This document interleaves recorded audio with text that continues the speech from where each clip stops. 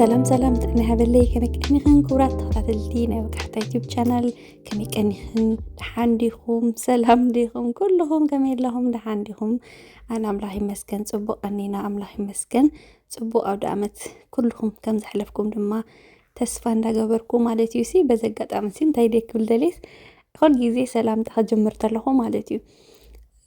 كميل لهم لحانديخم سلام يخم يزبلنا يحان تحفتيسي انتايلات الناس لما تأخذ كل جزء نودات سلامت لي هي لا تنينا عرس نوداتي اللي حاسبية هونكن بتقلا لا الزارب زلهم مالت مزحتي خن أقوالات عندي خن أبزي ناتي يوتيوب زلهم almost 8% مالتيو كاو دمو أوداتونا وحدون يوم درجة 10% جلزو خونو دمو سأودات يومنا نخلوهم كتقال لي لقيهم زلهم بخف أتيكوننا جن مزحتي خندق أنستيو خمس خونكن يفلت يوري ولا في يوتيوب ستوديو منو مالتينا دحان بقى زي نجار فيديو تاع تصرح زلو خندق أنستيو مزحتي جيسي سلازمتشو بقى حابداكيم كميل لخن دحان لخن أولكم كقصلينا حسب متينكو يوني للنس دحافتي ونكم زبالتني حقا إلنا حد جزي بزي مفلات يو خد زارو قال ترسيخا حد جزي نوح فيديو بتليك سرحت له خصي انتهي له جمر كم سقل بالدعم يستفقني مش جمر كوي حشكا وندا تزارب كوي قصلنا نوعو ايو بخالي مخنيات ايكونانيونا كمي كأني خن حندي خن كمي كأنيو كأنياتو دعمت كمي حالفو صبو خمس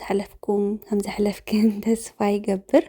مبار أنا لو ما أنت بخالي فيديو ندي تملي سمتينيهم ناي لو ما أنت فيديو يا وعلو نايسوم كنيات كمي كم زنبرة مسحن كافلك نيدلينا كم تريو زلخنا أجمامرو ناب عداقة إحيزة كن كيدا زلخو أقات أم خوينو نكوسكو خيدا نيرا يا ودحرو دعمت مالتيو دور هو ددره سقا قلملتات حيزة خمت دلي مالتيونا نشتن كافتو أب نورمال دونكان نجزو أفت كوسكو زحاشة خوينو سلازرخبكو يافتينك قدمي حزي بوست جوبر كونيرو ناي كوسكو أسبيزا إلنا شو خيدن ده له حد زدور هون سجان قلملن واجو ريو سلاز نبركو ببزحي أو يواتي ولا سلاز حاسة وكي تمليس خيدا مالتينا بزح داقا يجور كونيه كم تفلتو كوسكو تخيلكا بزح نجاري خاتل العلم كاو دمو وجو دمو قليل يكونن هنا جن اتنزل يعني زليان طرحيه قال الى متي لو ما انت مالتي بدعم بزح قرش خاطف اسلا زيدا لهم وحد زباله كم اون حزي قلعو سكول هوليداي سلا زلو بزح نجار زلينا نجار يلن يسو حد نجار طرح على بيلي متي كاو اوتلخو دموس نزا كاربيت زي ارياس ملكع عنكوان اشتن دبززي لا ياهم زعدو زباله نجار ينورمن جن بتعم فتيانا بواقعون بتعم حساري نيرو $100 مالتيو نورمالي نخوم زي عينت عاوي كاربيت ويدمو راق بتعم غباريو 300 400 بتعم صبو كاربيت تتواهلو اسكا 500 $600 يزشيدنا زي اغنا امسرخو كواس حدا خالقوت كاربيتات قلتيفو يزرسح بتلي قلعون زلك انت فولط اي خنت خونا انا بحقي كاربيت قديفو انا نبالي متقام مالت اي نوح غيزي غيريه نس بلا يزغبر ግን ሓደ ግዜ ደሞ በቃ ገዛኻ ከምዚ ጥርሑ ክኸውን ተሎ ደሞ መይሱ ደስ ይብለካ መቀየር ገለ እና እስኪ እዚኣ ክሙክራ ኢለ ሒዘያ መጽ ማለት እዩ ሱ አው ተለና ኮስኮ መሳሕ ገለ ቆልዑ በላልየ ስለዚ መጻኹ ቀጥታ ገዛ ምስ መጻኹ አይተጨነቅኩን እንታይ ክሰርሕ ገለ ኢለ ማለት እዩ ካው ንገዛ ምስ ተመለስኩ ቀጥታ ናፍታ ካርፔት ምዕራይ አቴ ማለት እዩ ንምንታይስ እቱ ሳይዙ ሪኤዩ አይኮድኩን ሲለ በግምት የገዚዩ ግን በጣም ዓውይ ምዃኑ ሪኤዩ ይሄ almost 3 ሜትር በ4 ሜትር እዩ ቱ ካርፔት ማለት እዩ እና እቲ ከለር ደሞ እዚ አይነት ጥራሕ ይነርዎም it's not bad home zir ሰሓት ገለውን አይራአይኒዩ ሲሉ ምን ቆልዑ ዘለዎ ገዛ መጻንሒ ይኸውን ኢለ እምጽዩ ማለት እዩ ከፍቱ ኖርማል ካርፔት ሕዚዚ ተደሊኹም አውትዶር ኢንዶር ማለት ንደገውን ኣብ ገዛውን ትጥቀምዎ ትኽእሉ ኢኹም ርስሓት ሕዘ ይኮነን እዩ ክትሓጽቦ ተደሊኽን ደሞ ያው ኣብ ደገ ውፂኽን ብሆዝ ጌርክን ትሓጽቦ ትኽእላ ኢኽን ምንም ችግር የብሉን ዳስ ዋይ እዚኣ ንሽተን ቆልዑ ጉብስ ክዕዝብሉ ሶፋ ገለመለ እውን ክቕይር ስለ ዝደሊ ንድሓረ ማለት እዩ እስከዛ መጻንሒ ኢለ እዚኣ ገዚአ እያ ኣነ ብጣዕሚ እየ ፈትየዮ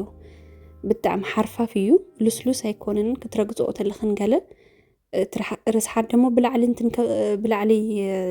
ዘሎ ርስሓት ማለት እዩ ንታሕቲ እዩ ዝኸይድ ሶ ኣብቲ ካርቤት ሲ ኣይፀንሐልኒ እዩ ዋላ ማይ ገለ ተፈሲስዎ ከምኡ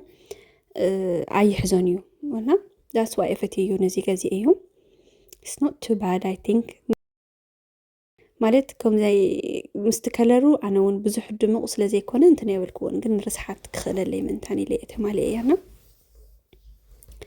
ነዚኣ ትመስል ኣተዓራሪናያ ወዲእና ኣለና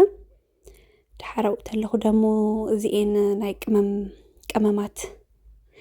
መቐመጢ ዝገዛእኽዎን ነይሩ ክንደይ ጊዜ ገይረን ኮፍ ኢለ ናባስ ሕዚ ኣብኡ ተለኹ ከተዓራሪ ኢለ ማለት እዩ ሕዚ ቦታ የብለይን ናይ ቅመማት መቐመጢ ማለት እዩ ድሮ ሕዚ ያው ፅሪ ዝበለ ናይ ቅመም ኔኩም ኖ ዝረአይ ነገር ሲ ኦርጋናይዝ ኮይኑ ክረአይ ተሎ ደስ ስለ ዝብለካ ሶ ድሮር ገለመለ የብለይን መቐመጥናተን ማለት እዩ እና ኣብኡ ተለኹስ ግዜን ክዕረይን ኢለየ ሕዚ መጀመርታ ኩለን ኣውፅኤ ምስ መኽደነን ገለመለ ኣፅቢ ኣቢለ ፅሪ ኣቢለ ክሓፃፅበን እየ ሞ ካብኡ ምስ ነቐፀለይ ተን ዘለዋን ቅመም ከምዚ በብዝኸድክዎ ካብ ኣልዲ ድዩ ካብ ኮልስ ድዩ ነትዩ መልክዑ እውን ከምኡ ማለት እዩ ክቕመጥ ተሎ it's not too bad ግን ያው እዛ ናይ ቅመም መቐመጢት ሕስር ዝበለት ኮይና ስለ ዝረኸብኩ ግዜ እያ ማለት እዩና ሓንቲ ብሓንቲ እስኪ ክግልብጠን እየ ወረዲ ሓፂባ አንቂፀየ ኣለኹ ካብኡ ናይ ሽም እንትን መልጠፍ ነይርኒ ግን ኣሊሸ ስኢነዮ እምበር ሕድሕድ ናይተን ቅመማት ሽም ፕሪንት አሎ ካብ ኬማርት ወይ ካብ ታርጌት ኣለክን ኣነ እውን ገዚአ እያ ኣላትንያ ግን ስኢነዮ ሽዑ መዓልቲ እልሽ ዘበልክዎ ስኢነዮና ንሰን ካሊእ መዓልቲ ድሓን ክገብረን እየ ኢለ ነዚአን ግን ኣፀጋግዕ ኣኸበለን እየ መጀመርታ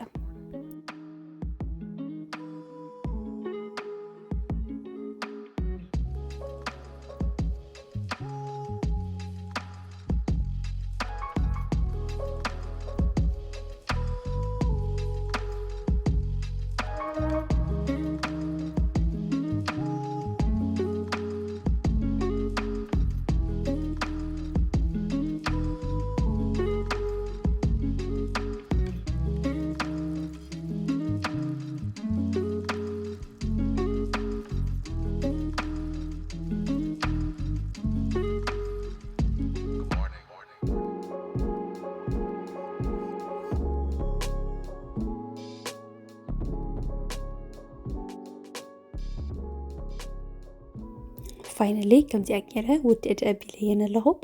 ኦርጋናይዝ ኮይናት ሌላ ከምዚኣ ብእውነት ብትንትን ኢሉ ቦታ ይሒዝለይ ነይሩና መዓዝየ ዘዕርየን ይብል ነይረ ይሓስብ ነይራ ማለት እዩና እቲ ሓደ ብጣዕሚ ብዙሕ ዝበለ ዝገዛእኽዎም ቅመማት ሕዚ ተረፈኒ ኣብ ቦትኡ ገይረ ኣብ ፓንትሪ ይገብሮና በቃ ቦታ እዩ ዝሕዘልክን ብጣዕሚ ማለት እዩና ከምዚኣ ገይረ ኣፀጋግዕ ኣቢለያ ነሳ ብጣዕሚ እያ ደስ ኢላትኒ ሓንቲ ስራሕ ጎዲልለይ ኣሎ ካው ቀጢለ ደሞ ካፍቶም ተማላእኽዎም ሓደ ፍሩታት ደሞ እንደገና እዚኣ እውን ኣብኡ ተለኹ ካብ ኬማርት ዝገዛእኽዋ እያ ነይራ እዚ ኢለ ኮፍ ኣቢለዮ ሓደ ግዜ ትገዛእ ሓሙ ካብኡ ቪድዮ ክቐርፅ እየ ገለ መሌልካ ኮፍ ምስ ኣበልካ ስትረስዖና እምበር ካብ ዝገዛእ ነዊሕ ግዜ እየ ገይረ ኣብኡ ተለኹ እቲ ፍሩት ገለ መለታት ከምዚ ገይረ ኦርጋናይዝ መግበሪ ኮይናት ንላ I think it looks nice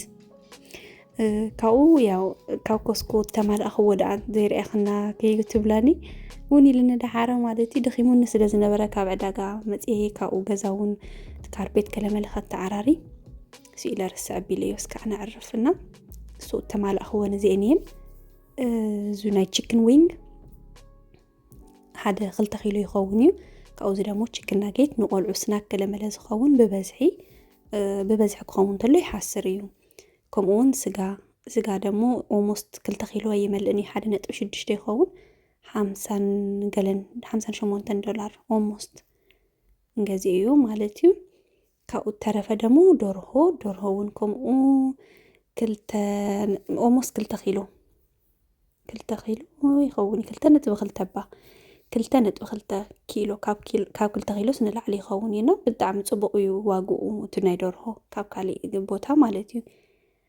ካሊእ ደሞ ቺዝ እዩ። ቺዝ ደሞ 2 እዩ ዝመፅእ ያው ብበዝሒ ማለት እዩ። ንክልቲአን 10 ቅርሺ $20 ይበለን ብጣዕሚ ሕሳር ካብ ናይ ካሊእ ቺዝ ማለት እዩና እዚ እኔ ተማልአ ብዘይካ ፍሩትን ገለን ማለት እዩ። ካሊእ ብዙሕ ተማልእኽዎ ነገር የለን። ሕዚ ኣብኡ ተለኹ እቲ ስጋይ ገለ ደርሆ ከይበላሸው ንምእንታን ኣብኣ ተለኹ ኣፀግግዕ እየ ዘብሎ እንድሕር ሓደ መዓልቲ 2 መዓልቲ ስኢልክን ኣብ ፍሪጅ ግድፍ እንድሕር ቢለዮ ስለ ዝበላሸውኒ ወዲያውኑ ዝኽተፍ ከታቲፈ ከምኡ ገይሩ ዝቕመጥ እንድሕር ሃልዩ ደሞ ስኢለ ኣብኡ ተሎ እየ ዘቕምጦ ማለት እዩና እዚ ስጋ እዚ ንእሽተን ስብሒ እኒአዎ እዩ ግን ስብሒ ክትፈልያ ኣይትኽእልን ኢኻ ካብቲ ስጋ ስኢለ ከታቲፈ እየ ዘቕምጦ ዘለኹ። ካብኡ ስብሒ እንድሕር ዘይደሊኽን ግን ያው ስብሒ ዘይብሉ ክትገዛእ ትኽእል ኢኽን። ኣነ ያው ኔክስት ታይም ኣይገዝኦን እየ ኢለ ግን ምክንያቱ ብዙሕ ስብሒ ምግዛዕ ጥቕሚ የብሉን ዘይቲ ብዙሕ ግዜ ስለ ንጥቀም ማለት እዩና ኣብኡ ተለኹ ከምዚ ዓይነት ስጋ ክገዝእ ተለኹ ግን ንድራር ንዱል ብጣዕሚ ደቂ ንዱል ብጣዕሚ እዮም ዝፈትውና ኩሉ ግዜ ንዱል ስኢልና ብባዕሉ ጥርሑ እቲ ኢንዶሚን ዝበሃል ማለት እዩ ጥርሑ ካብ ንገብሮ ብስጋ ገይረ ከምዚ ገይረ የዳልወሎም ከም ትሪእዎ ዘለኹም ስጋይ መጀመርታ ፅቡቅ ኣቢለ የቕላልዎ ካብኡ ዘድልየኒ ቅመማት ይገብረሉ ማለት እዩ። ካብኡ እታ ንዱል ኣውፅአ ኣብ መንጎ ገይረ ተደሊኽን ቬጂቴብል ስቶክ ትገብራሉ ቬጂቴብል ስቶክ ወይ ደሞ እዚ ቢፍ ቺክን ስቶክ ገለ እንድሕር ዘይሃልይክን ደሞ ውዑይ ማይ ጌርክን ካብኡ ንእሽተን ደሞ ሕፍስ መበሊ ወይ ድማ መጥዐሚ ክኾነልክን ደሞ እዚ ቶማቶ ፔስት ገይረሉ ማለት እዩ። ካብኡ ሱስ ከዓ ዝበስለለይ እዘን ዝተረፋ ስጋ ደሞ ከምዚኣ ገይረ ኣብ ፕላስቲክ ባግ ገይረ ናብ ፍሪዘር የእትዎ ማለት እዩ። ካብኡ ከድልየኒ ተሎ ንእሽተን እንዳውፃኹ ይጥቀመሉ እና እዛ ንዱል ማለት እዩ ደቂ ክፈትውዎ መዓት እዮም በቃ ኩሉ ግዜ በተለይ ብስጋ ክኸውን ተሎ ሞር ካብ ጥርሑ ምግባር ጥርሑ ምቕራብ ወይ ድማ ጥርሑ ምምጋብ ከምዚ ጌርና ክንምገቦ ንኽእል ኢና ወይ ድማ ብትደርሆ ስጋ እውን እንተዘይደሊኽን በቲ ደርሆ ትገብሮ ትኽእላ ኢኽን ማለት እዩ። ሶ ከምዚኣ ገይረን ድራር ኣዳልየ ማለት እዩ በቃ ሲምፕል ዝኾነ ድራር ካብኡ ብላዕሊ ዘድልየና ነገር ኣትክልትታት ድዩ ቬጅቴብል ኣነ ሕዚ ፍሮዝን ቬጂ ነይርኒ እቲ ፍሮዝን ቬጂ ብላዕሊ ንእሽተን ውስኽ ኣቢለሉ ማለት እዩ። ኣትክልቲ ዝበሃል ደቂ ክፀልኡ መዓት እዮም ንምንታይ ከም ዝኾነ ኣይርድአንን እዩ ግን ኣነ ደሞ ኣብ ኩክ ዝገበርክዎ ነገር ንእሽተን ኣትክልቲ ግሪን ነገር ይሓውሰሉ እየ ምክንያቱ ክለምዱ ስለ ዝደሊ ማለት እዩ። ግን ያው ፈልዮም እዮም ዝገድፍዎ እንዳኾኑ እምበር ክለምድዎ ምንታይ እንዳበልኩ ይሓዋውስ እየ ኣነ ማለት እየና እስኪ ከምኡ እንዳበሉን ንእሽተን መልማዶም ኣይተርፎምን እዩ እና ከምዚኣ ጌርና ሲምፕል ዝኾነ ድራር ኣዳሊና ማለት እዩ። ክጥዕም ብእውነት ኢላይክን ክትምክርኦ ተስፋ ይገብር ምክንያቱ ሓደ ግዜ መማረፂ ክትስእን ተለኻ ኣይኖ ቆልዑ ብጣዕሚ ንዱል ይፈትው እዮም ግን ካብ ጥርሑ ካብ ዝኸውን ኒውትሪሽን ዘይብሉ ነገር ካብ ዝኸውን ንእሽተን ከምዚ ዝኸውን ኢለ ስለ ዝሓሰብኩ እየ ከምዚኣ ገይረያ ማለት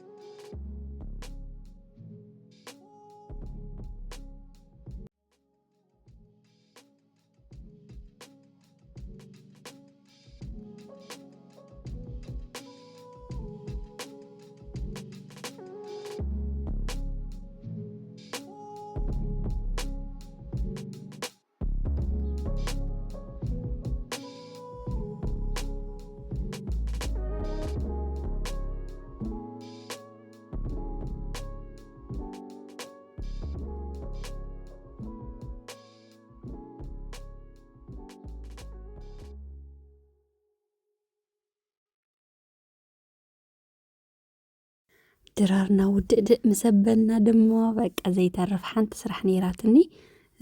ቬጅቴብል እዚ ብሮኮሊ ገለ መለታት ዘምፀኽዎ ነይሩና ከይተበላሸ እንዳሃለወ ሳው ተለኹ ፀገገ ከብሎ ደለ ንዑ እውን ማለት እዩ ትፈልጡ ኢኹም ከምዚ ዝበሉ ኣትክልትታት ኣብ ፍሪጅ ካብ 2-3 መዓልቲ እንዳዕሊ ተፀኒሑ ስለ ዝበላሸ ማለት እዩና እዚ ወይ ድማ ሓደ ግዜ ድማ ፍሮዝን ኩል ግዜ ካብ ንገዝእ